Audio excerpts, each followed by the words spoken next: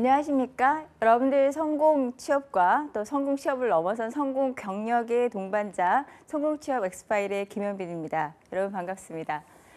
여러분 예전에 그 대형 금융기관이 주로 중심적으로 제공하던 여러 가지 금융 서비스를 대형 금융기관들과 또 여러 가지 유통 채널과 그런 어떤 지역적인 채널을 갖고 있는 유통업체하고 연계해서 많은 서비스를 함께 제공을 하는 그런 방안들을 모색을 하고 있는데요.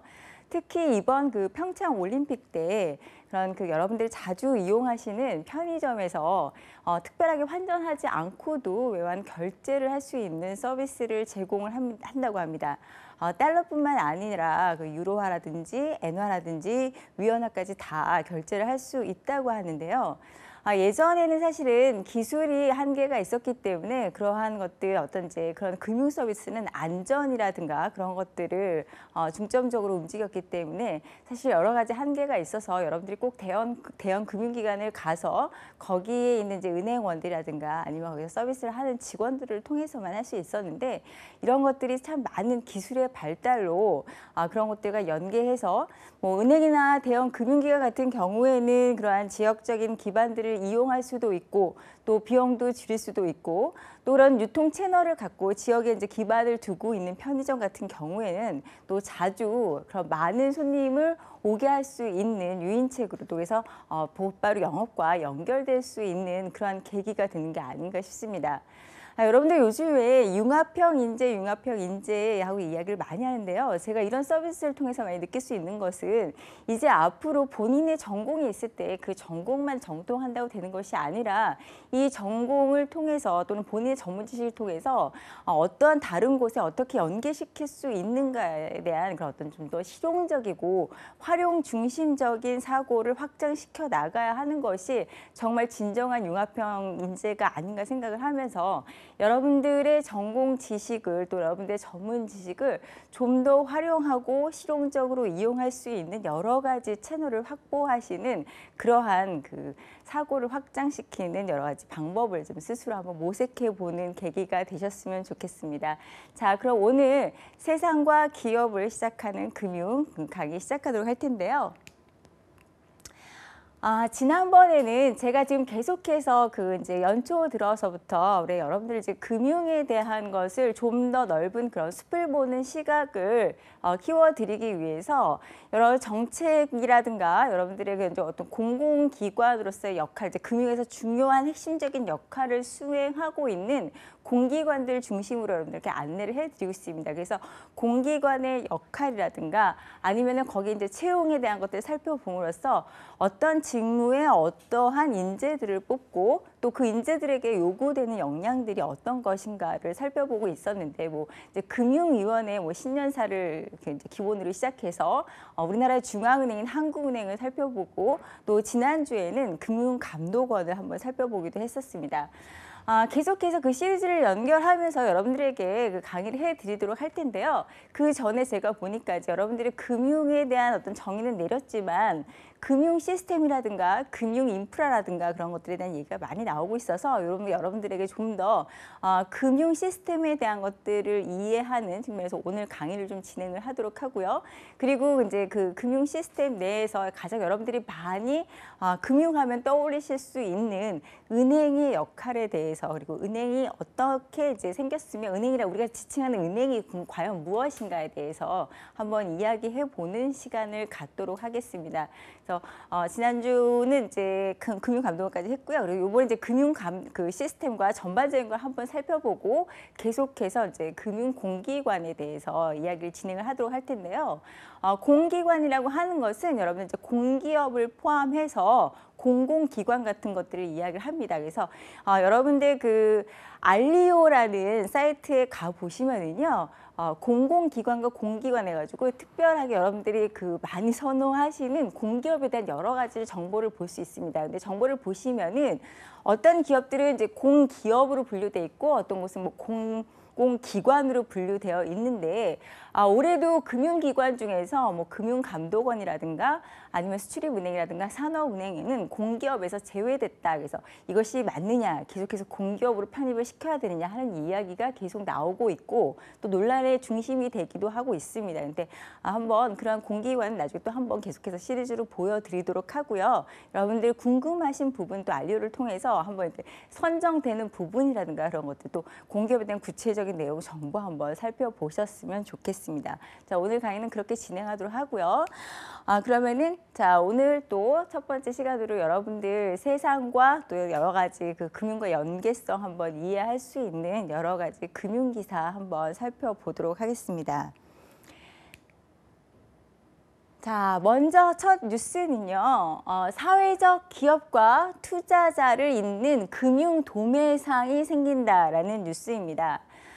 지난주 제가 이제 금융 기사를 분석을 해드릴 때 특히 이번 정부에서는 사회적 기업 또 사회적 금융을 지원하기 위한 여러 가지 기금을 조성하고 앞으로 이것이 민간 주도로 갈 수 있게 여러 가지 정책면이라든가 아니면 이제 지원책, 실질적인 지원책이라든가 그런 것들을 하기 위해서 노력하고 그런 것들에 대한 구체적인 방안을 지금 이제 어떻게 할지를 발표하겠다라고 얘기가 나왔는데 어느 정도는 지금 정책상으로 가닥을 잡은 게 아닌가 싶습니다. 그 내용 한번 자세히 한번 살펴보도록 하겠습니다.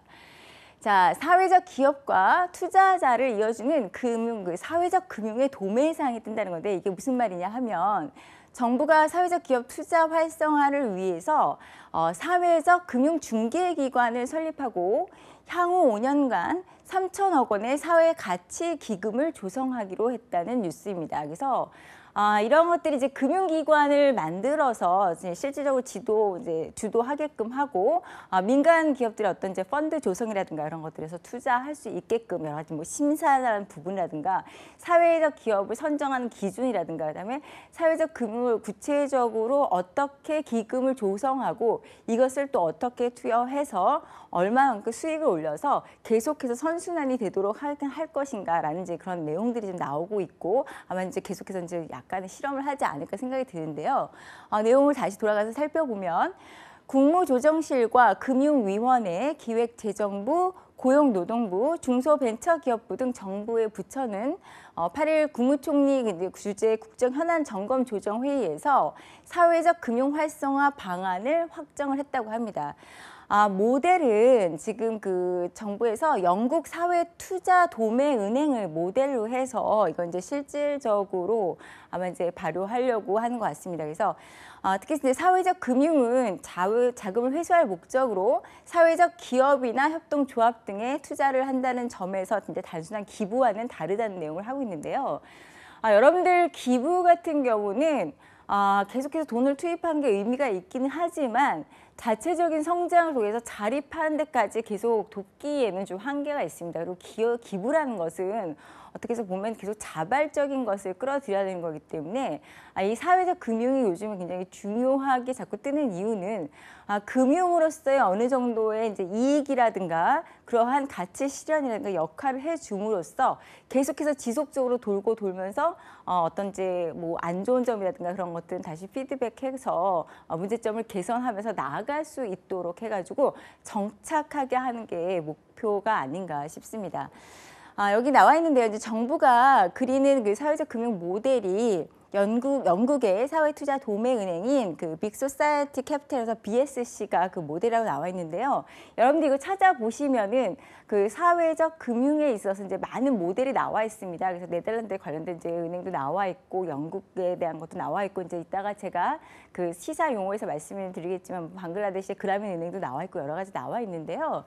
그런 것들을 한번 찾아보면서 이제 앞으로 어떻게 될 것인가 생각해 보셨으면 좋겠고요. 제가 한번 말씀을 드린 바와 같이 이제 2008년에 세계적인 글로벌 금융 위기가 사실은 이제 가계부채로부터 시작됐다고 하지만 금융기관의 자체적인 수익에만 너무 혈안이 되다 보니까 사실 그 발발되게 된 그러한 문제점이다 보니까 이것에 대한 계속해서 반성도 일어나고 있고 사회 경제 이제 석학들이 이런 것들을 구조적으로 어떻게 해서 자꾸 이제 자본주의의 그런 체제 하에서 개선을 할 것인가에 대한 많은 고민이 이루고 있는데 이러한 것들에서 이제 서구 선진국의 경우에는 계속해서 지금 사회적 금융에 대한 연구가 일어나고 있고 지금 실제 어느 정도 정착시키기 위한 많은 노력을 하고 있고 일부는 또 성공을 거두고 있습니다. 그래서 그에 따라서 이제 이게 우리나라만 실시하는 게 아니라 우리나라도 이제 다른 나라들의 모델을 보고서 계속해서 이제 어느 정도 정착을 시키면서 금융에 대한 그 예전에 좀 더 그 자체 이익만을 추구한다는 그런 나쁜 인식을 깨고 인식을 깸과 동시에 좀 더 좋은 역할을 하기 위해서 많은 노력을 하고 있는 하나의 방안이라고 이해하시면 될 것 같고 금융기관들도 아마 이러한 이제 계속해서 정부가 정책을 이제 하다 보면은 일부는 따라가게 되는 그러한 이제 선순환의 기조로 돌아서지 않을까 생각을 합니다. 자, 특히나 이제 2012년에는 데이비드 캐머런 그 전 총리가 영국 총리가 주장해서 4억 파운드의 휴먼 예금과 대형은행의 2억 파운드 출자로 시작해서 2016년 기준 그 893개의 자선단체 및 사회적 기업에 지원을 했고 어느 정도는 실효성을 거두었다고 합니다. 그래서 이러한 사회적 금융이 정말 그 실제적으로 돌아갈 수 있는 좋은 계획 하에서 많은 실효성을 거두게 되기를 바라는 바입니다. 그럼 다음 뉴스 한번 보도록 하겠습니다. 금융권 채용 비리 영향 때문에 노동이사제에 힘이 실린다는 내용인데요. 여기서 이제 두 가지를 이해하실 게 여러분 노동이사제 제가 지난번에 한번 그 사회 그 시사 용어에서 말씀을 드린 적이 있었는데 정확한 용어는 죄송합니다. 노동이사제가 아니라 노동자 추천 이사제입니다. 그래서 노동자가 직접 이사가 되는 것이 아니라 노동자가 추천한 그 사람을 이사로 그래서 같이 이사 그 협의회 구성을 할 수 있도록 하는 건데요.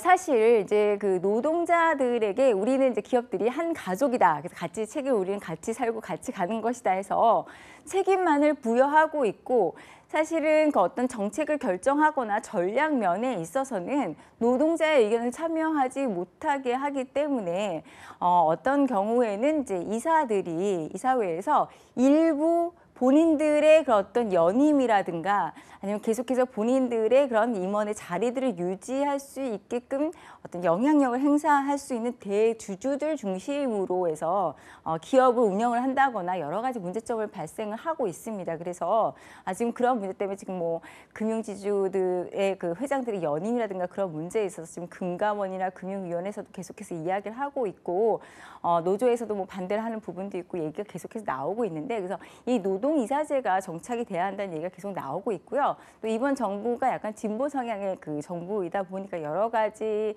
그런 그 기류에 있어서 아마 이런 것들 더 강력하게 주장하는 바가 아닌가 생각하는데 더욱이 이번에 이제 채용 비리의 문제가 불거지면서 특별히 이제 더 이번이 기회고 더 이상 이것이 늦출 수 없다는 분위기로 가게 되는 것 같습니다. 내용을 한번 살펴보면은요. KB금융노조에서 이제 후보 선임을 벌써 했고요. 신한노조도 이달 안에 추천을 한다고 합니다. 그래서 이러한 것들이 계속해서 대형 금융지주 및 아니면 이제 금융기관으로 해서 확산될 것이냐 아니면 일부 금융기관에만 한정이 될 것이냐 해서 되게 주목을 하고 있는데 이제 실제 이제 이것들 노동이사제에 대해서 이제 얘기를 하고 찬반의 그 이야기가 있습니다. 그래가지고 한쪽에서는 어떤 주주들의 이익을 반하는 행동이다. 그래서 한쪽에서는 이제 찬성하는 쪽에서는 이거는 너무 주주 중심적으로 해서 오히려 회사가 좋은 방향으로 갈 수 있고 양쪽에 상생할 수 있는 것인데 그리고 또 회사는 주주들만의 것이 아닌데도 불구하고 이익 실현이라는 부분에 있어서 한쪽으로 치우칠 수 있는 가능성이 높다라는 이야기가 계속해서 나오고 있습니다. 그래서 지금 그 노동이사제를 지금 약간 찬성하고 있는 입장 쪽에서는 어떻게 이야기하고 있냐면요. 지금 순천향대 교수 IT 경영학과의 김헌수 교수님의 경우에는 이제 반대에 대한 의견에 대해서 이제 이야기를 하고 있는데 한두 명의 노동이사 때문에 경영권이 침해되고 혼란을 겪게 될 것이라는 주장은 너무 과장된 것이다.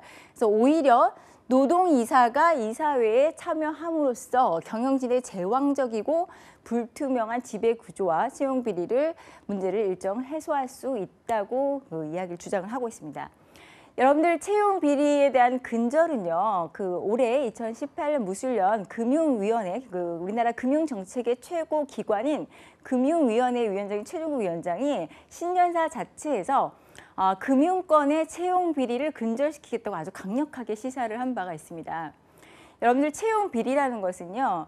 기존에 이제 학연이나 지연을 따지는 것은 좋은 사회이고 건전한 사회일수록 계속해서 노력을 하면은 어느 정도 기회가 주어지고 그 기회를 통해서 성장할 수 있게끔 만들어져야 되는데 기존에 주어진 어떤 혈연이라든가 아니면 그냥 한때 공부를 잘했다는 것만으로 해서 주어진 학연, 그 학연에 걸맞게 하지 않는 노력에도 불구하고 그것으로 계속해서 어떤 혜택을 입는다는 것은 건전한 사회를 만드는 데 있어서 굉장히 걸림돌이 되고 있기 때문에 채용 비리를 근절해야 되는 것은 금융기관뿐만 아니라 지금 전 그 산업계로 확산돼야 될 문제가 아닌가 싶습니다. 그래서 좀 더 많은 분들이 계속해서 어느 시점 뭐 어렸을 때만 노력을 하는 게 아니라 계속 성인이 돼서도 노력을 하면 노력한 만큼 기회를 가질 수 있는 건전한 제도로서 정착돼야 되는 문제가 아닌가 생각을 합니다. 그래서 지금 현재 그 KB금융노조와 그 KB금융지주들이라든가 이제 다른 데서는 벌써 이제 선임을 한 부분이 있는데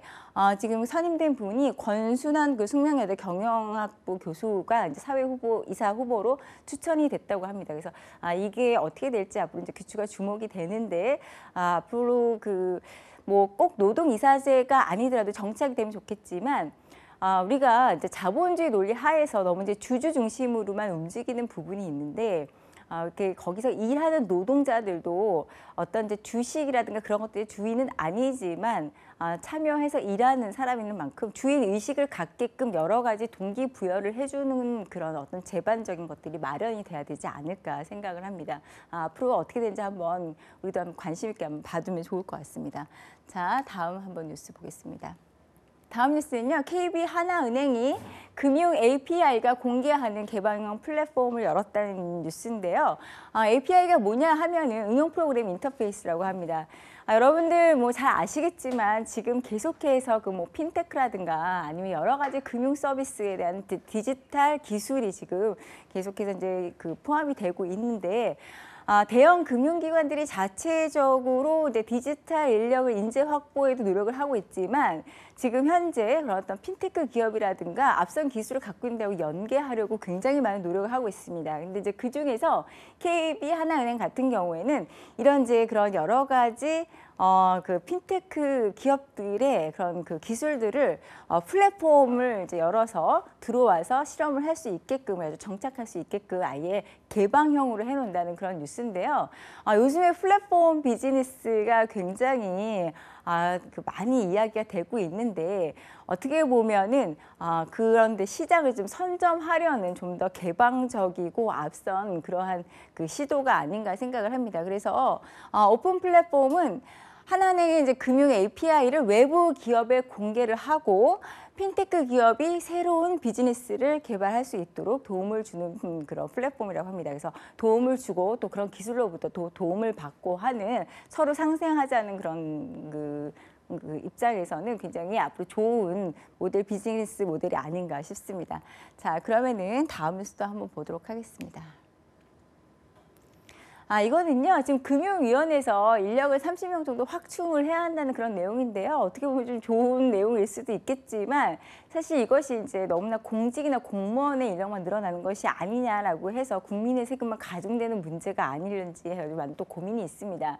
한 30명 정도의 무슨 국민의 그 세금에 있어서 그렇게 영향을 줄까 하지만 이런 식으로 해서 공무원들이 자꾸 늘어난다는 거는 좋은 면도 있는 반면에 또 국민에게 있어서 경제적인 부담을 가중시키는 거여서 민간 주도로 가는 것들이 사실은 굉장히 좋긴 한데 사실 지금 금융위원회가 새 정부 들어서 굉장히 많은 그런 사업과 특히 아까도 보셨겠지만 사회적 금융 서비스라든가 그런 것들에 대한 이야기가 나오기 시작하면서 그것들을 전문적으로 할 수 있는 지금 인력을 보강하기 위해 굉장히 노력을 하고 있는 있는데 문제는 이 금융위원회 인력을 확보하고 확충하는 거에 대해서 그 허가를 내주는 거는 기획재정부 쪽이라고 합니다. 그래서 기획재정부 쪽에서는 그냥 현재 인력으로 해야 한다라는 쪽으로 이제 이야기가 나오고 또 그런 것들이 어떤 이제 그 비용이 드는 만큼에 대한 부담을 갖고 있다고 하는데요. 어떻게 해결될지는 모르겠으나 하여튼 이제 이러한 인력 채용에 있어서 공기관들은 자체적으로 이제 민간 기업처럼 우리 사람을 필요하다 그럼 바로 뭐 인사부 요청하거나 그렇게 할 수 있는 문제가 아니라 이렇게 이제 국민의 세금이니만큼 서로 어떻게 보면 좀 타이트하게 가려는 노력 자체가 어떤 분들 같은 경우 역시 공기업이나 공공기관들은 좀 구태의연하다고 생각하실 수도 있지만 공공기업으로 가시는 분들은 어떻게 보면 국민의 세금을 좀 소중하게 생각해야 되는 이러한 책임감이 또 있어야 되는 부분이 아닌가 생각이 들어서 약간 균형감 있는 그런 서로의 정책의 조정이 필요한 것이 아닌가 생각이 듭니다. 자, 특히나 이제 그 사회적 금융 활성화 방안에 있어서 원래 금융 정책과 소관 사안이 있지만 이제 일손이 모자라서 금융시장 분석가가 담당할 만큼 지금 현재 인력들이 굉장히 모자라다고 하는데요. 이번 기회에 좀 전문가들이 참여할 수 있는 기회가 됐으면 좋겠고 그러한 그 구체적인 내용들에 있어서 정말 전문가의 지식이 잘 녹아나서 제대로 활용이 될 수 있기를 바라는 마음입니다. 자, 다음 뉴스는요. 평창 올림픽 지금 진행 중인데 올림픽에 대한 이야기입니다. 그래서 올림픽이 정말 경제적 효과가 있을까라는 내용인데요. 여러분들 잘 아시겠지만 우리나라 평창 올림픽은 지금 그 3수째입니다. 그래서 3수째 성공을 한 케이스고 과연 이렇게까지 해서 올림픽을 유치한다는 것 자체가 그만큼 경제적 효과가 있기 때문에 이렇게 유치하는 것이 아닐까라고 생각을 하지만 이런 것들을 좀 더 우리가 꼼꼼하게 살펴봐야 한다는 그런 내용입니다. 지난번에 제가 이제 시사 경제 용어에서 말씀드릴 때 하얀 코끼리라는 내용을 말씀드린 적이 있었는데요. 하얀 코끼리라는 것이 사실은 버리지도 못하고 부담만 되는 그러한 상황을 일컬어서 하얀 코끼리라고 얘기하는데 각국의 올림픽을 개최한 후에 이런 하얀 코끼리를 안게 되는 경우가 많다라는 그러한 사례를 말씀을 드린 적이 있습니다. 그래서 지금 올림픽들이 사실 경제적으로 굉장히 그 엄청난 광고 효과와 어떤 관광이라든가 그런 제반적인 것들을 활성화시킬 수 있는 것들에 대한 효과를 가져올 수도 있고 아니면 오히려 뭐 건설 비용이라든지 국민 세금이라든지 해서 부담만 가중시킬 수 있다라는 게 해서 찬반의 여러 가지 얘기가 있지만 우리나라가 그래도 이번에 올림픽을 유치했었고 또 경제적인 것뿐만 아니라 정치적으로도 또 북한에서도 또 이렇게 그 특사를 보내가지고 여러 가지 이야기가 오고 간 만큼 지금 현재 돈으로는 따질 수 없지만 많은 좋은 경제적인 정치적인 그런 효과를 볼 수 있는 올림픽으로 잘 마무리가 됐으면 좋겠고요. 지금 기대하는 경제적인 효과는 정부에서 발표하기로는 60조가 넘는다고 하는데요.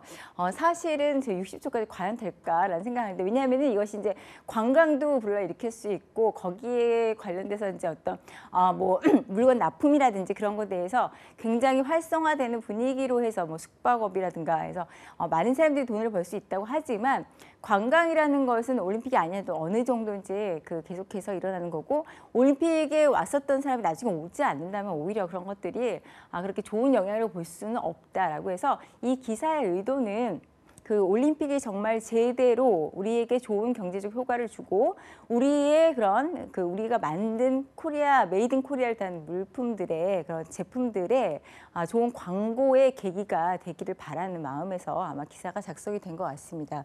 한번 여러분들 올림픽들의 경제적 효과나 그런 한번 좀 찾아보셨으면 좋겠고요. 제가 보기에는 올해 연말이나 하반기나 상반기에 면접에 있어서 이런 올림픽의 경제적 효과에 대한 것들을 마케팅이라든가 아니면은 뭐 이제 비용적인 것들에 견주어서 면접이라든가 그런 것들이 나올 수 있는 가능성도 있지 않을까 생각이 듭니다. 지금 이건 제가 솔직히 좀 중요한 내용이 있어서 칼럼인데 한번 가져왔는데요. 지금 현재 우리나라 외환 보유액이 사상 최대라고 합니다. 그래서 과연 외환 보유액의 의미가 무엇이며 외환 보유가 최대라고 하는데 이거 정말 좋은 효과만 가져올 수 있을 것인가에 대한 내용들이 조목조목 잘 나와 있어서 내용 갖고 왔는데 여러분들 한번 살펴보셨으면 좋겠는데요. 내용을 한번 잠깐 살펴보도록 하겠습니다. 자, 외환 보유액이란 무엇인가라고 하는데 뭐 여러분들 굳이 제가 설명드리지 않아도 잘 아시겠지만 외환 보유액이라는 것은 사실 국가의 비상금과 같은 것입니다. 그래서 국가가 어떤 위기 상황이라든가 그럴 때 외환 보유액을 갖고 있음으로 해서 지급 준비에 대한 그런 것들을 마련할 수 있는 것인데 이런 외환 보유액을 충분히 준비하기 위해서 어떻게 보면 이제 통화를 준비하기 위해서 우리나라가 뭐 중국과 스와프도 연장시키고 작년에는 기축통화국의 하나인 캐나다하고도 또 그 스와프를 성공을 시켰고요. 또 올해 스위스 세계 그 두 번째 기축통화국이라고 하는데 스위스하고도 그 외환 그 스와프를 성공을 시켰습니다. 이러한 노력들을 계속해서 외환 보유 때문에 노력을 하고 있는 것이고요. 자, 우리나라 외환 보유액의 과거 추이는 여러분도 잘 들어서 아시겠지만 저는 이제 생생하게 기억하는데 우리나라가 그 1997년 그 IMF 구제 금융을 받게 될 때가 사실은 그 굉장히 심각한 외환 위기였습니다. 그래서 그때를 계기로 외환 그 보유에 대해서 강력한 그 개념이 생긴 것이 아닌가 생각이 듭니다. 근데 계속해서 지금 외환 보유액은 상승을 하고 있지만 잠시 어려웠던 적은 이제 2008년 금융위기, 글로벌 금융위기가 왔을 때 잠시 주춤했다가 계속 성장한 입장입니다. 자, 그러면 우리나라 외환 보유액이 과연 세계 몇 위일까요? 1위국은 어디일까요? 네, 제가 여기 도표를 보시면요. 세계 외환 보유액 기준 2017년 말 기준으로 보면 외환 보유액의 기준은 1위가 중국입니다. 그리고 2위가 일본이고요. 사실 우리나라 이웃 나라들이 굉장히 막강한데요. 그다음에 스위스, 그다음에 사우디아라비아, 대만 있고 우리나라는 지금 9위에 달하고 있습니다. 그래서 지금 인도 다음인데 그러면은 그 우리나라 외환 보유액의 증가 요인이 무엇일까라고 나와 있는데 이거 계속해서 증가하는 게 우리나라가 지금 수출을 잘하고 있는 건가 아니면 좀 경제 활동이 제대로 잘 되고 있는 건가 아니면 한쪽에서 지금 경기가 굉장히 어렵다고 있는데 왜 외화 보유액만 늘지라고 좀 생각을 하실 수 있을 텐데 여기 보유액의 증가 요인에 대해서 제가 자세하게 내용을 갖고 나왔습니다. 자, 한국은행이 올해 1월에 우리나라 보유액 증가 요인에 대해서 두 가지로 설명을 했는데 하나는 외환 자산 운용이 잘 돼서 수익률이 증가했다는 부분하고요. 이건 굉장히 아주 좋은 그 방향이 아닌가 싶습니다. 그다음에 외화 자산의 달러와 환산액이 증가했다고 합니다. 그래서 그 달러 가치가 떨어짐에 따라서 보유하고 있는 것들의 이제 가치가 상대적으로 높아짐에 따라서 외화 보유액이 이제 상승된 걸로 나와 있고요.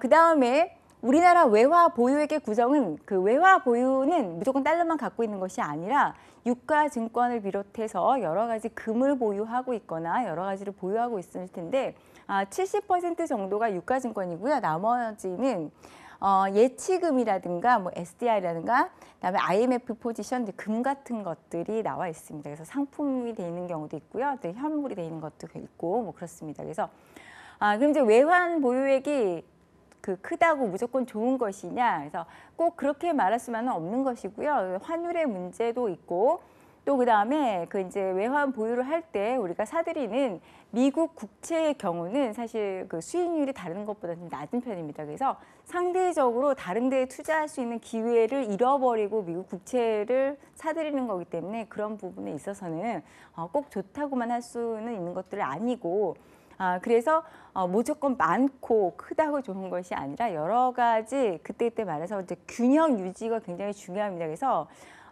화폐라든가 국가의 재정이라는 문제는 무조건 크고 많이 갖고 있다고 해서 좋은 건 아니고 항상 수지의 균형 자체를 이루는 것이 중요합니다. 그래서 그런 부분에 있어서 많은 연구가 있고 그런 노력들이 있는데요. 여러분들 이제 외환 문제는 금융에서 굉장히 중요한 핵심 문제이니만큼 여러분들 좀 관심 가지고 어떻게 추세가 변하고 있는지 또 그다음에 우리가 어떻게 외화를 보유하고 있는지 또 이런 것들의 정책을 결정하는 그 한국은행의 정확한 그런 기능들에 대해서 좀 더 이번 기회에 한번 살펴보셨으면 좋겠습니다.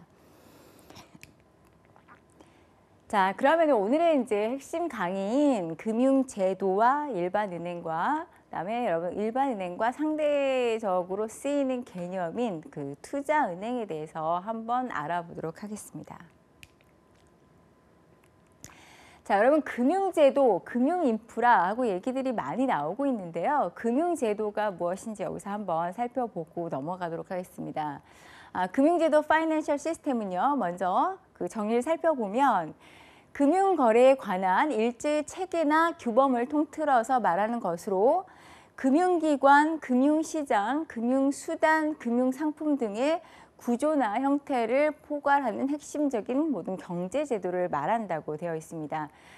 사실 이제 금융제도라는 그 큰 제도를 여러 가지 카테고리로 구분하는데 기준이 있는데, 이건 이제 제가 한국은행 자료를 이제 수집해가지고 국가기록원에서 구분한 것에 근거해서 여러분들께 알려드리려고 이제 준비를 해왔는데요.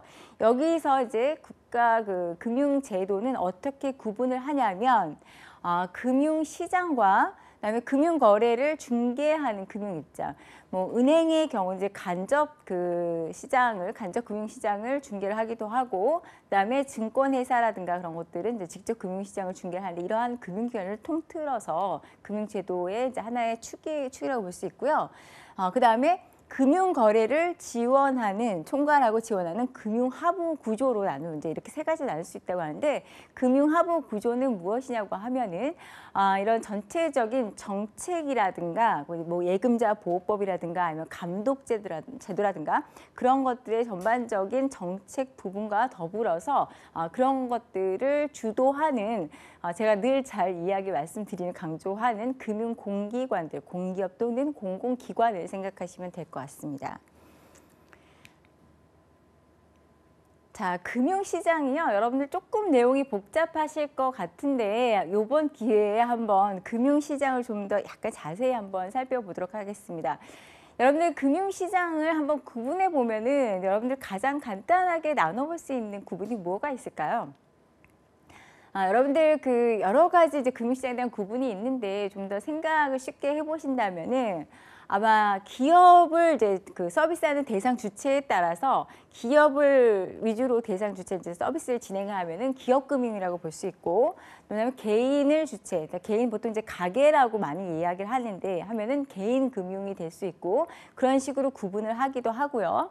자, 금융시장 같은 경우에는 정의를 내리자면, 자금의 수요자와 공급자가 금융거래를 하는 조직화된 장소라고 이야기를 하고 있습니다. 시장이라는 것 자체가 어떤 이제 거래자와 공급자, 수요자가 만나는 그러한 장소를 말하는 건데, 여기서는 아마도 이제 금융이니만큼 좀 더 장소라는 게 구체적으로 어떤 것이 지정이 된 것이 아니라 좀 추상적인 여러 가지 장소를 의미한다고 보시면 될 것 같고요. 먼저는 금융시장은 자금시장과 자본시장으로 나누어질 수 있습니다. 그래서 아마 이야기를 조금 이제 금융에 대해서 좀 더 공부해 보신 분들 같은 경우는 많이 들어보셨을 거라고 생각하는데, 뭐 자본시장 통합법이라든가 아니면 뭐 머니마켓이라든가 캐피탈마켓 많이 들어보셨을 거라고 생각을 하는데요. 좀 더 이번 기회에 자세히 한번 살펴보도록 하겠습니다. 먼저 금융거래의 그 기간, 만기가 도래하는 기간, 짧게 1년이냐 아니면 1년 이상이냐의 기준을 찾아서 단기 금융시장과 그다음에 1년이 넘어가서 이제 그 기업이라든가 개인들이 자금을 조달을 받는 시장을 장기 금융시장이라고 말을 하는데요. 이 단기 금융시장은 간단하게 이제 자금시장이라고 이야기를 합니다. 그래서 또는 화폐 시장이라고도 얘기를 하고, 영어로는 머니마켓이라고 얘기를 합니다. 그래서 이제 주식 거래라든가 그런 이야기를 하시는 분들 이제 머니마켓 얘기 많이 하시는데, 그래서 내용 살펴보면 만기 1년 이내의 금융상품이 이제 거래되는 그런 시장을 자금시장, 화폐시장 또는 머니마켓이라고 얘기를 하고, 경제 주체들이 단기 자금을 효율적으로 경제 주체들이라고 하면 여러분 잘 아시겠지만 이제 정부도 낼 수 있고, 기업도 낼 수 있고, 개인인 가게도 낼 수 있습니다. 그래서 단기 자금을 효율적으로 운영할 수 있는 기회를 제공하고, 중앙은행의 통화 정책이 수행되는 대상 그 시장으로서 정책 효과가 파급되는 시발점입니다. 그래서 콜 시장이라든가, 그다음에 한국은행 환매 조건부 증권 매매 시장이라든가, 아니면 환매 조건부 증권 매매 시장, 또 양도성 예금성 시장, 여러분들 뭐 CD 많이 들어보셨을 텐데요. 그다음에 기업 어음 시장들이 이 그 자금 시장의 그 이제 기본 그 시장의 종류들입니다. 자, 그다음에 이제 자본시장에 이제 구체적으로 얘기가 많이 나오고 있는데, 뭐 자본시장 통합법 일단 이제 한번 보기도 할 텐데요. 그럼 자본시장은 무엇이냐? 이제 캐피탈 마켓이라고 하고, 통상적으로 1년 이상의 장기 금융이 거래되는 곳이라고 보시면 되겠습니다. 그래서 이 자본시장을 이제 주도적으로 할 수 있는 금융기관들은 여러분들 뭐 아시다시피 이제 증권회사라든가 아니면은 투자신탁회사라든가 아니면은 이제 무슨 이제 리츠 부동산 이제 부동산 금융 나오면 부동산 리츠사까지 전체적으로 포함하게 되는데요. 그런 것들이 이 자본시장의 선물회사라든가 그런 것들이 자본시장의 주축이 되는 금융기관이라고 보시면 될 것 같습니다. 장기 금융시장의 자본시장은요, 국가 공공단체, 기업 등이 장기 자금 조달을 목적으로 해서 채권이나 주식 등의 만기 1년 이상의 증권을 발행을 하고, 이것은 또 발행시장이라고 또 구분을 합니다. 발행을 했기 때문에. 그다음에 발행된 증권이 유통되는 시장, 유통시장이라고 또 이것을 지칭을 하고요. 국채, 회사채, 금융채 등이 거래되는 채권시장과 주식시장, 그다음에 통화안정증권시장 등이 자본시장에 해당된다고 보시면 되겠습니다. 그래서 여러분들 뭐 주권, 그러니까 주식가라든가 채권에 대한 얘기가 나오고, 뭐 기업이 그 자금을 조달하는 데 있어서 회사채를 발행하거나, 그래서 여러분들 잘 아시겠지만 기업 평가 기관들 무슨 뭐 이제 한신평이라든가 한기평이라든가 무디스라든가 그런 것들이 기업의 그런 평가를 하는데요. 각각의 평가하는 그런 기준이 있습니다. 근데 그러한 이제 기업 평가 기관들 같은 경우는 이 회사채에 대한 등급을 매기기 위해서 등급 이제 신용 평가를 하게 되는데, 또 이러한 자본 시장은요, 장기 대출 시장, 그래서 장기 대출 등의 상품을 이제 다룬 장기 대출 시장과 증권을 발행하는 뭐 주식, 국채, 회사채 등을 발행하는 그런 이제 발행을 해서 자금을 조달하는 그런 발행 시장으로, 증권 발행 시장으로 나눌 수가 있습니다. 또한 나누는 부분에 있어서는요, 금융기관이 은행처럼 어떠한 사람들의 예금을 받아서 해가지고 나중에 이제 기업에 대출을 해주는 형식으로 어떤 중심에서 역할을 하는 거를 간접 금융시장이라고 하고요. 그다음에 직접 자금을 조달하게 하고 공급자와 수요자가 직접 만나지만 여기에 있어서 그냥 간단하게 중개 역할만 하는 것이 이제 그런 직접 금융시장이라고 하는데, 여기에는 이제 여러분들 아시는 뭐 증권회사들이 있습니다. 그리고 나중에 다시 한번 보도록 하고요. 우선은 금융시장에 있어서 단기 금융상품에는 자금시장과 자본시장으로 나누어지는 것을 먼저 기억하시면 되겠습니다. 자, 금융기관은요, 아까 이제 금융제도를 하나의 축을 이루고 있는 금융기관은 여러분들 잘 아시다시피 이제 여러분 생각하시는 은행이 있을 수 있고요. 그다음에 이제 비은행 예금 취급 기관이라는 것이 있습니다. 그래서 어떤 것들이 비은행 예금 취급 기관이냐면은 은행처럼 예금이라든가 이제 수신, 여신이라든가 것들을 다루게 되지만 은행은 아닌 기관들인데요. 여러분들 잘 아시다시피 뭐 상호저축은행이라든가 신용협동조합이라든가 새마을금고, 상호금융 등이라든가 그런 것들이 비은행 예금기관이 되겠습니다. 그다음에 이제 금융투자업자라는 것이 있는데요. 금융투자업자라는 것은 직접 금융시장에서 유가증권, 그러니까 뭐 채권이나 주식 같은 것들을 말하는 건데요. 유가증권의 거래와 관련된 업무를 주된 업무로 하는 금융기관, 투자 매매도 하고 중개도 하는 그런 것들인데, 여러분들이 제일 가장 쉽게 생각하시는 곳이 이제 증권회사가 될 수 있고, 더불어서 선물회사 등으로 생각하시면 될 것 같습니다. 그래서 집합투자업자라든가 투자자문업자라든가 이런 것들이 다 금융투자업자고요. 보험회사는 여러분들 잘 아실 거라고 생각하는데, 이제 보험회사 같은 경우는 생명보험회사로 나눠지고 생명보험과 손해보험사로 나눠지게 됩니다. 대상에 따라서. 그리고 또 우체국의 공제기관이 있어서 이제 똑같이 보험과 같은 역할을 하지만 우체국의 공제는 보험으로 간주되지 않기 때문에 그런 보험 감독에 있어서의 그런 감독 영역에 있지는 않습니다. 기억해 두시고요. 그다음에 이제 여신 전문 기관이라는 것이 있는데, 여러분들 자동차 할부리스라든가 여러분들 카드 이용하시는데 뭐 캐피탈사라든가 그런 것들은 여신 전문 기관으로 분류하게 됩니다. 그래서 카드 회사라든가 할부 금융회사라든가 요즘 많이 나오는 이제 벤처 캐피탈이라든가 창투사 같은 경우는 여신 전문 기관이라고 보시면 되겠습니다. 자, 시장과 금융기관까지 한번 살펴봤고요. 자, 하부 구조라는 것은 이런 이제 금융 거래에 있어서 전체적으로 거래가 원활하게 움직이고 잘 움직일 수 있도록, 그다음에 또 금융 소비자를 보호하는 측면에서 하는 여러 가지 정책들과 그거에 따른 정책들을 중심적으로 운영하는 그런 기관들이라고 보시면 될 것 같은데요. 금융기관, 시장의 거래 준칙이나 금융기관 인가 및 경영, 재산 보호 등을 규정하는 법률 체계와 금융거래에 참여하지는 않아도 금융거래기관 거래와 금융의 업무들을 이제 전체적으로 감시하고 지원하는 각종 기구들을 말합니다. 예를 들면 뭐 예금보험공사라든가 그다음에 여러분들 잘 아시는 금융감독원이라든가 그런 것들 생각하시면 될 것 같습니다. 여러 가지 뭐 지급결제제도라든가 중앙은행들이 그 역할을 하고 있는 건데요.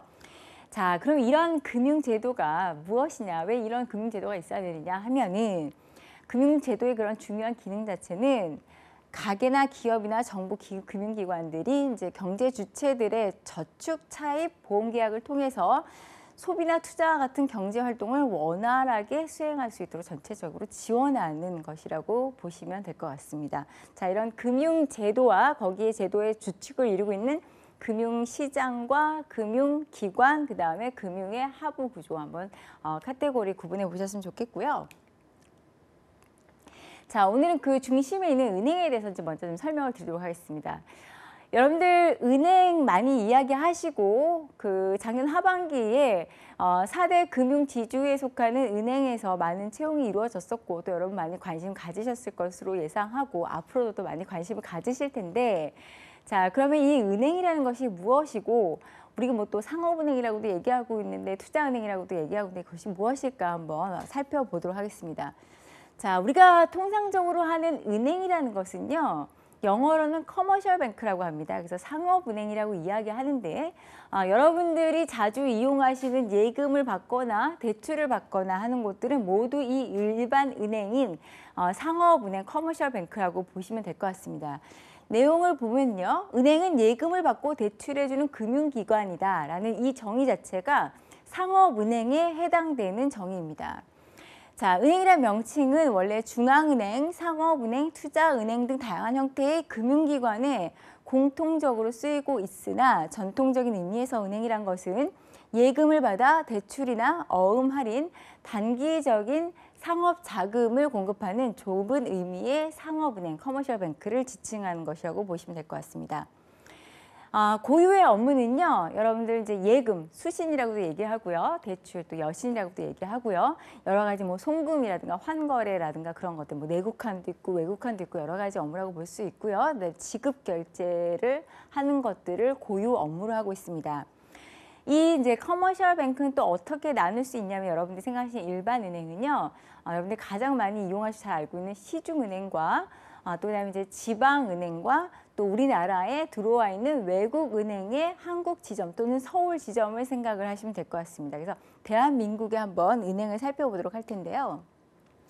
지금 구성은 대한민국의 은행 제가 전체적으로 정리를 해갖고 왔는데 자, 중앙은행은 한국은행에서 중앙은행의 역할을 담당을 하고 있고요.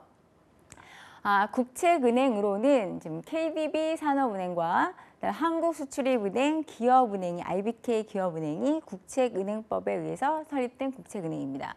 그다음에 특수은행은 수협과 농협이 있고요.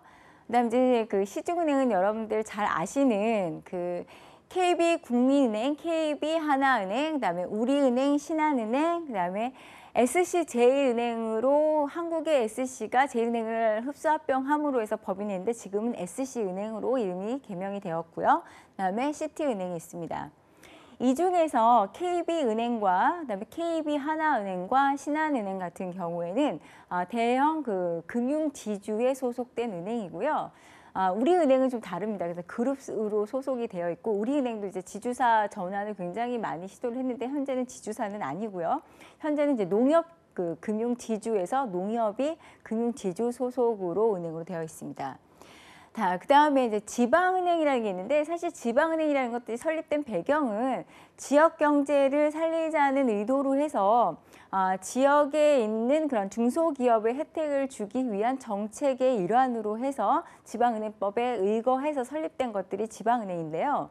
사실은 예전처럼 지방에만 설립해야 되는 것도 아니고 또 지방에 있는 지역에 있는 기업들 중심으로만 대출해 줘야 되는 것은 아니기 때문에 지금은 지방은행으로서의 역할은 사실 이제 구분이 확실하지는 않습니다. 근데 이제 그 지역의 중심적으로 이제 그 영업 기반을 두기 때문에 지방은행 이제 따라 한번 보시면 좋을 것 같고요.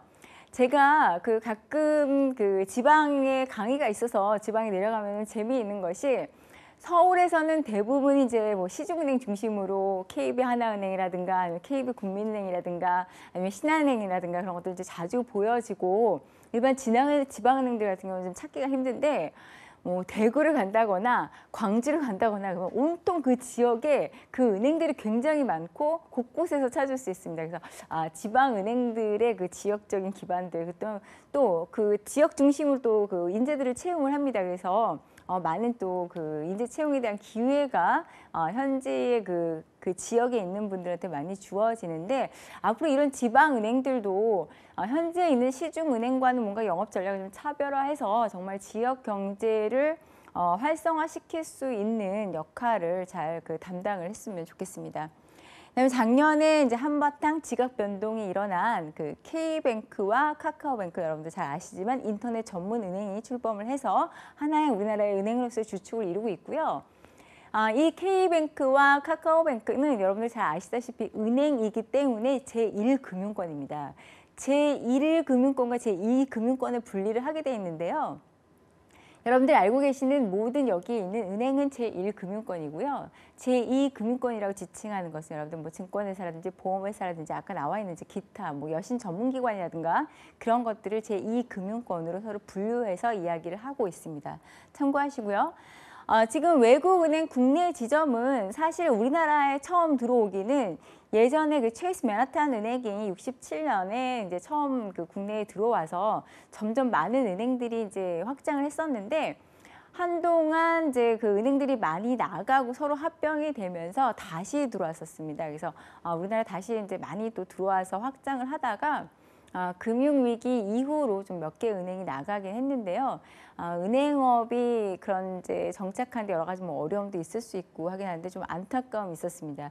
근데 최근에는 유럽계 은행보다는 좀 아시아계 은행들이 국내에 들어와서 활발하게 영업을 하고 또 그 확장세가 굉장히 크고 특히 한동안은 좀 일본계가 굉장히 확장을 했던 반면에 지금 이제 중국계 은행들, 뭐 중국의 이제 가장 큰 은행들 우리나라 다 들어와 있는데요. 중국은행 뭐 BOC라든가 그다음에 중국 공상은행 ICBC라든가 중국 농업은행, 중국 건설은행, 그다음에 중국 광대은행 다 들어와 있습니다. 그래서 영업을 활발하게 진행을 하고 있고요. 지금 아까 제가 말씀드린 체이스 맨하탄 은행 같은 경우에는 JP 모건과 합병을 해서 현재 그 이름은 JP 모건 체이스 맨하탄 은행입니다. 그래서 서울 지점이 지금 운영이 되고 있습니다. 그래서 외국은행 국내 지점은 뭐 모건 스탠리라든가 BOA 메릴린치라든가 JP 모건들 여러 가지 은행들이 있습니다. 그래서 아시아계, 미국계, 유럽계 등 해가지고 다 와서 활동을 하고 있습니다.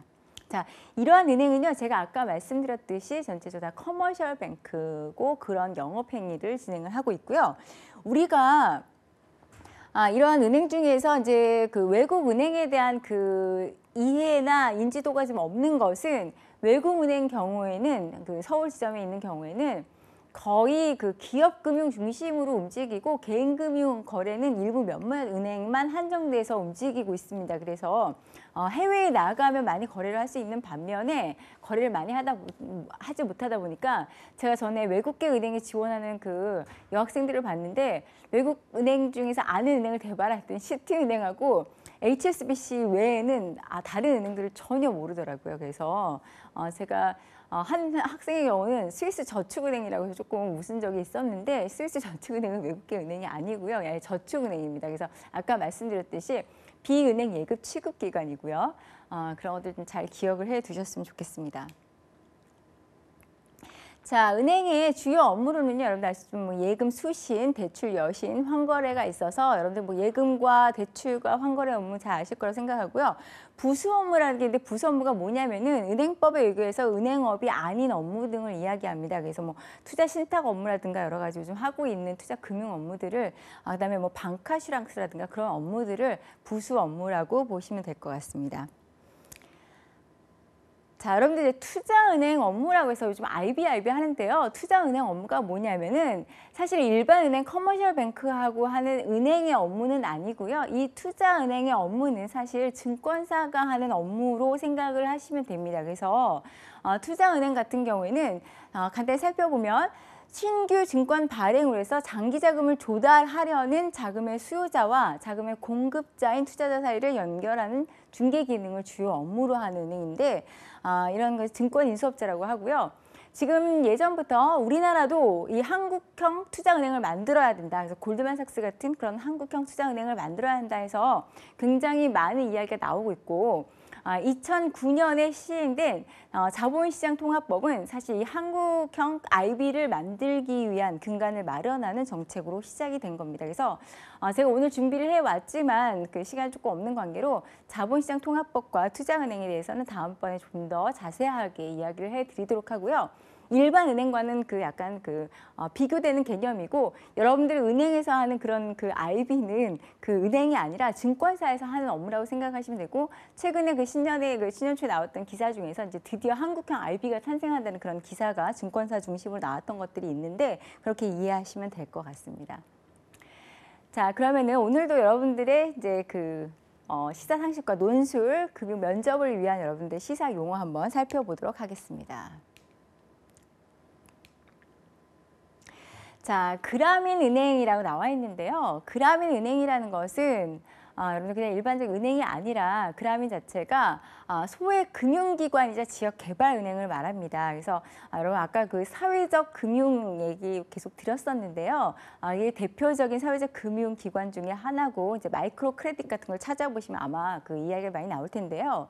처음 시작이 된 것이 방글라데시 치타 공과대학의 경제 그 교수인 그 무하마드 유누스라는 사람이 1973년에 20여 달러 때문에 그 고리대금으로 고생하던 사람에게 이제 그런 횡포에 시달리던 그 빈민에게 자신의 돈을 빌려준 것으로 이제 시발점이 됐다고 합니다. 그래서 이 유누스 교수가 1976년에 자신이 은행에서 직접 대출을 받아서 더 많은 그런 빈민에게 이것을 이제 소액 대출을, 신용대출을 해 주었다고 했는데요.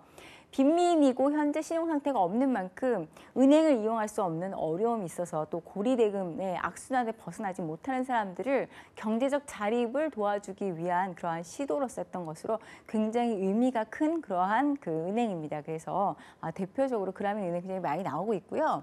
그라민 은행 프로젝트를 이제 처음에 이제 실험을 해서 이것이 이제 잘 정착이 됐고, 그래서 방글라데시어로 그라민이란 말 자체가 시골 또는 그 마을이란 뜻이라고 합니다. 그래서 우리나라도 이러한 어떤 대표성을 가진 이런 사회적 금융의 사례가 한번 나와주기를 좀 바라는 마음입니다.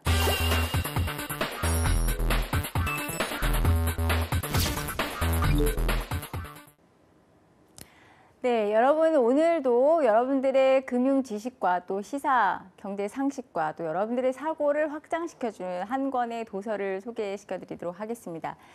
사실 여러분들 가끔 좀 시간이 있거나 좀 여유 있는 시간에 주로 여러분들 하시는 일들이 어떤 일인지 궁금한데요. 저는 가끔 이제 서점들, 특히 대형 서점을 자주 방문을 합니다. 그때 이제 물론 좀 시간이 많이 들기는 하지만 어떠한 책들이 많이 나왔나 보면서 책들을 깊게 읽을 수 있는 이제 시간을 갖기 위해서 따로 책 한 권을 사들이기도 하지만, 전체적인 흐름이라든가 아니면 새로 나온 그런 책들을 보면서 또는 또 베스트셀러들, 어떤 사람들이, 그러니까 많은 사람들이 요즘 관심 갖는 책들이 어떤 것들인가 보면서 여러 가지 것들을 읽을 수 있어서 저에게는 좀 서점을 방문하는 것들이 되게 재미있는 하나의 이제 여유 시간을 보내는 그런 것인데요. 자, 여러분 오늘 제가 여러분들께 소개해 드릴 책은 결정적 질문이라는 그런 책입니다. 그래서 이것도 번역서고요. 이 책은 그 일본의 다니하라 마코토라고 하는 분이 지은 책이고, 이 책을 지으신 그 다니하라 마코토의 경우에는 변호사이십니다. 그래서 이분이 이제 쓰신 책인데, 여러분들 제가 질문을 한다는 거에 대해서 많은 생각을 갖게 되는데요. 질문을 잘하는 것은 어떻게 보면은 한 수업 시간이라든가 아니면 그 내용을 있어서 굉장히 핵심적인 내용들을 정확하게 파악할 수 있을 때 질문을 잘하게 되는 것이 아닌가 생각을 합니다. 그래서 저는 이 좋은 질문을 한다는 것이 결코 쉬운 일이 아니라는 생각을 하는데, 여러분들 교육으로 유명한 유대인의 교육에 있어서 우리는 이제 부모님들이 자녀들이 학교에 갔다 오면은 오늘 선생님 말씀 잘 들었니? 라고 물어보게 된다는데요. 유대인의 경우는 저희하고는 달리 오늘 선생님께 어떠한 질문을 했니? 라고 아이들에게 질문을 한다고 합니다. 그만큼 어떤 것들을 정확히 이해하고 열정을 보이고 내용에 대한 것들을 제대로 파악했는가를 검증하는 것이 질문의 힘이 아닌가 생각을 하는데, 이 책은 사실 여러분들의 금융 지식과는 관련이 없는 책이지만 질문을 함으로써 여러분들이 획득할 수 있는 아주 수많은 것들과 사고를 어떻게 확장시킬 수 있는 것인가에 대해서도 나와 있고요. 더불어서 여러분들이 중요한 어떤 관계에 있어서 사람들에게 관심을 보이고 그 사람과 어떠한 이제 처음에 사교를 시작하는 데 있어서 첫 단계인 질문의 방법에 대해서 나와 있습니다. 그래서 굉장히 의미가 있는 책이고요. 내용 자체는 그렇게 내용이 길지도 않고 그 안에 있어서 이제 짧게 정리되어 있어서 나와서 비교적 쉽게 빨리 읽을 수 있는 책이지만 생각은 좀 더 많이 하게 되는, 그리고 또 사고의 깊이를 늘릴 수 있고 고민을 읽으면서 해보게 되는 그런 그 책이 아닌가 생각을 합니다. 그래서 저도 이 책을 읽고 나서 내가 질문을 잘해야겠다는 생각도 들고, 그 학생들이 이제 제가 강의를 나갔을 때 학생들이 질문을 했을 때마다 제가 굉장히 기쁨을 느끼게 되는데요. 여러분, 이 결정적 질문이라는 거 한번 읽어보시고 여러분도 질문할 수 있는 힘을 키워서 여러분들 얻고자 하는 지식이라든가 아니면 갖고자 하는 여러 가지의 여러분들 욕심내는 부분에 있어서 많은 것을 좀 획득하실 수 있는 기회가 되셨으면 좋겠습니다. 자, 오늘 이런 제가 결정적 질문에 대해서 말씀드릴 만큼 오늘 또 여러분들에게 질문을 해달라고 요청을 드려야 될 것 같은데요. 자, 여러분들 궁금한 점이 있다면 여러분들의 항상 많은 질문과 핵심적인 여기 나오는 킬러 퀘스천 같은 질문들이 좀 더 좋은 강의와 알찬 강의를 만들게 됩니다. 그래서 여러분들 좀 많은 질문하시면서 참여를 좀 해주셨으면 좋겠고요. 지금 보시면은 저희 밴드로 들어오시면은 제가 말씀드린 유레카 밴드 석세스풀 커리어에 나와 있고요. 제 개인 이메일인 한빛70gmail.com 또는 elisa@bankerskorea.com으로 질문 주시면 여러분들께 성심껏 답변 드림과 동시에 더 많은 좋은 내용 강의로 만들도록 노력하겠습니다.